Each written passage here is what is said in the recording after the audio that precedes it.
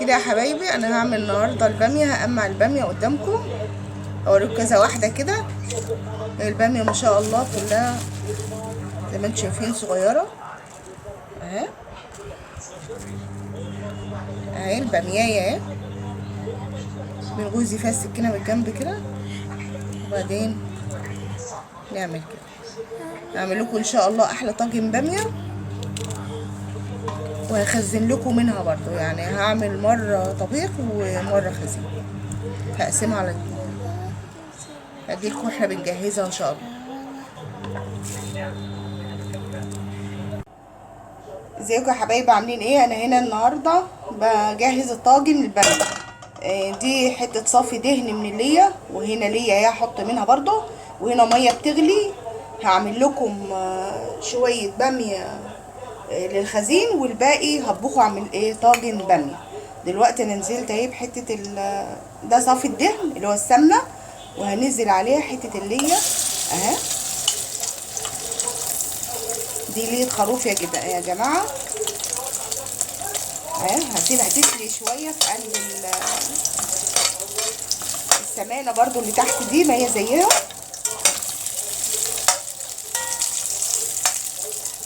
شويه، وبعدين هنحط نص البصلايه.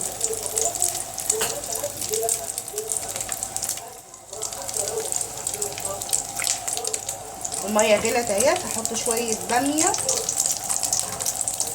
علشان دي تكفي الطاجن. هسيب دي، ودول بس اللي هخزنهم دلوقتي لان الاولاد كلهم عاوزين باميه، فدي على قد طبخه تانية لحد يعني كده بس مش كتير. اهي تتحط بس في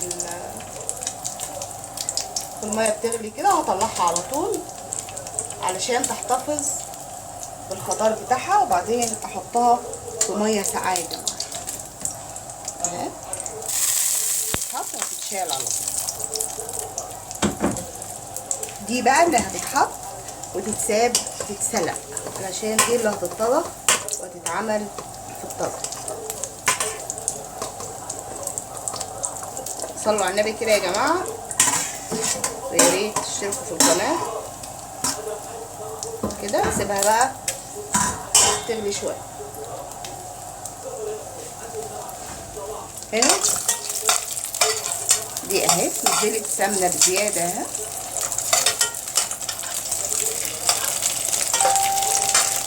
احط معاها البصلايه، هلوحها بس معاها كده، لان المكون الاساسي لطاجن الباميه هو التوم يا جماعه. التوم هو عصب الباميه، التوم والشطه. هي لازم تكون حراقه الشطه، الباميه عامه لازم تكون فيها شطه حراقه.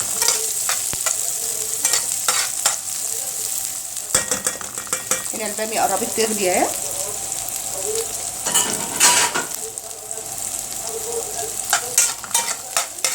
انا كنت عاوزه اقلي في الطاجن على طول، بس خفت الطاجن علشان الطماطم هتتحط صدمه هنا وهي ساقعه، ممكن الطاجن يفرقع منكم.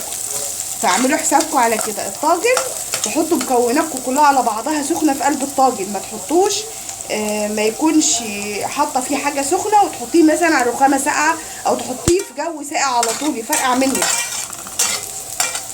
حطاه في الفرن وطلعتيه، يبقى تطلعيه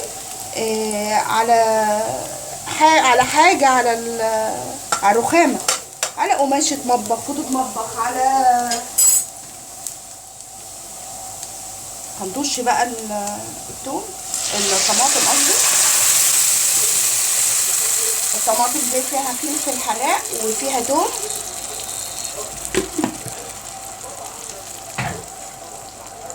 على ما الباميه تتسلق تكون الطماطم اتسبكت، وارجع لكم كده يا حبايبي. الباميه اهي ما شاء الله خضرها جميل اهي، بتتسلق تستوي.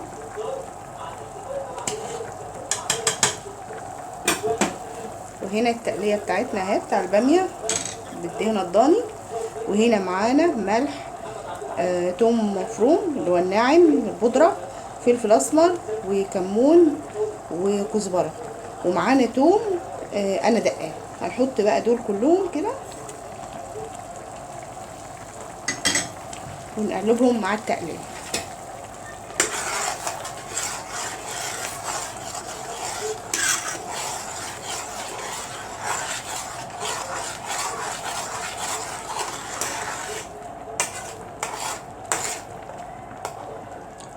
اللي هي الضانية اهي.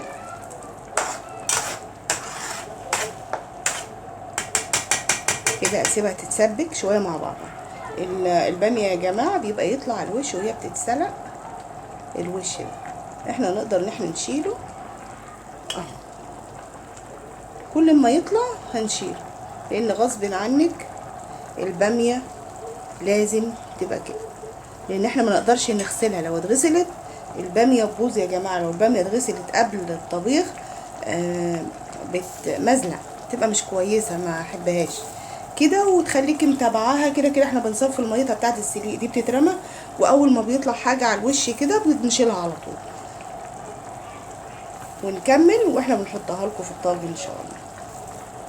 بصوا يا حبايبي، ده اللي انا بقول لكم عليه. الطاجن اهو هو لسه بارد، ما دخلش الفرن ولا حاجه. دي لازم تكون تحت، او قماشه، اي قماشه بتتفرش وتحطي فوقها الطاجن. انا كده حاطه الخشبه بتاعتي بتاعت الرخامه، واحط الباميه بتاعتي. الباميه اهي، ما شاء الله الباميه زي السكر. هي شكلها كده تتاكل لوحدها كده من غير ما نحط عليها تقليه كده. نحط عليها الوقت التقليه بتاعتها وربنا يستر. انا زودتها طبعا ميه عشان لسه تخش الفرن كده. انا حطيت التقليه بتاعتها. هي يا جماعه هي التقليه زياده شويه، وجوز عاوزها الميه بتاعتها تبقى كويسه.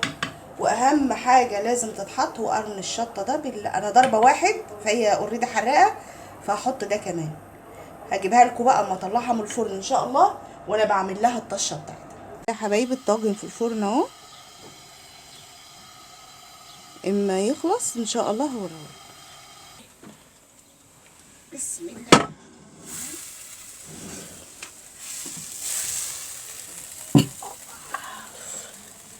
ما شاء الله يا جماعه، عملت طشه توم في الفرن اهيت. بسم الله الرحمن الرحيم.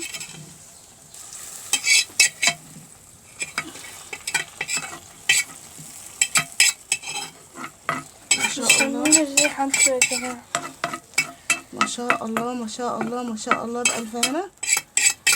تيجوا تتغدوا معانا يا جماعة، والله اعمل لكم احلى غدا. ودي البامية بتاعتنا النهاردة. هاتي وريني كده يا ساسو. خد يا ماما. بسم الله الرحمن الرحيم. ده طاجن البامية بتاعنا. طبعا الريحة جامدة ما شاء الله. والبامية بتاعتنا اهي. ودي البامية بتاعتنا اللي انا قلت لكم هخزنها اهي. اهي شوفوا خضارها يا جماعة عاملة ازاي، وفسفوسة تحفة وصغيرة. ما مش هتحتاجوا ما شاء الله. هي تقطعوها البامية اليومين دول جميلة في الأكل، ما تاخدش سليق كتير وما تاخدش سوا، وطعمها تحفة في الأكل. ما تنسوش يا جماعة صلوا على النبي، تشتركوا في القناة، تعملوا لايك وتدعمونا قوي قوي قوي، تكتبوا لنا تعليق حلو زيكم كده. بنحبكم في الله. يلا سلام عليكم.